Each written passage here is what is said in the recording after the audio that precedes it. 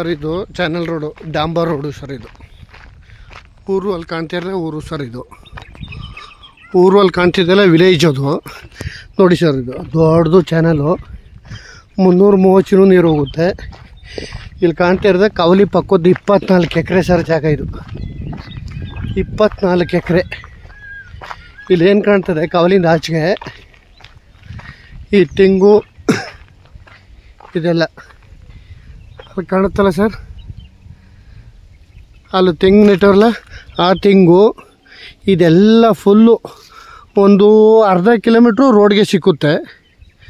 ತುಂಬ ಚೆನ್ನಾಗಿದೆ. ನೀರು ಬರೀಟು ಹೊರಗಡೆ ಹೋಗೋಕ್ಕೆ ಸ್ವಲ್ಪ ತಾವಿಲ್ಲ, ಆ ಕಡೆಯಿಂದ ಬರಬೇಕು, ಸೇತುವೆ ಮಾಡಿದ್ದಾರೆ. 24 ಎಕರೆ, ತುಂಬ ಚೆನ್ನಾಗಿದೆ. ನೀರು ಬೆರೆಟು ನೋಡಿ ಸರ್, ನೀರು ಸೂಪರಾಗಿದೆ. ಬೋರ್ಗಳೇ ಬೇಕಾಗಿಲ್ಲ. 330 ಚಿನ್ನೂ ನೀರೇ, ಅರ್ಧ ಕಿಲೋಮೀಟ್ರ್ ಸಿಕ್ಕುತ್ತೆ ತಾರ್ ರೋಡ್ಗೆ. 24 ಎಕರೆ ಇದೆ ಜಾಗ, ಸೇಲ್ಗಿದೆ. ಇದು ಕ್ಲಿಯರ್ ದಾಖಲಾತಿ ಇದೆ.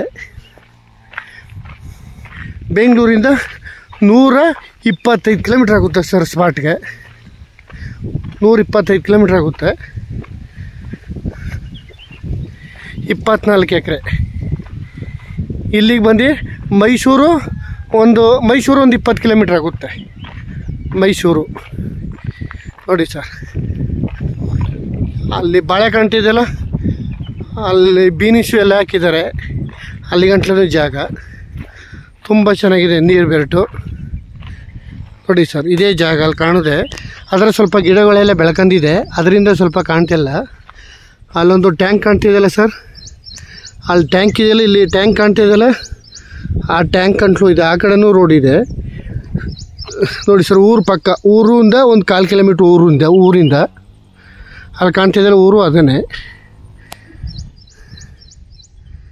ಇದೆ ಸರ್ ಜಾಗ. 24 ಎಕರೆ. ರೈಟು ಅವರು 65 ಲಕ್ಷ ಹೇಳ್ತಿದ್ದಾರೆ ಎಕರೆ. ನೆಗೋಷಿಯಬಲ್ ಇದೆ. ತುಂಬ ಚೆನ್ನಾಗಿದೆ, ಬೊಂಬಾಟಾಗಿದೆ ಪ್ರಾಪರ್ಟಿ.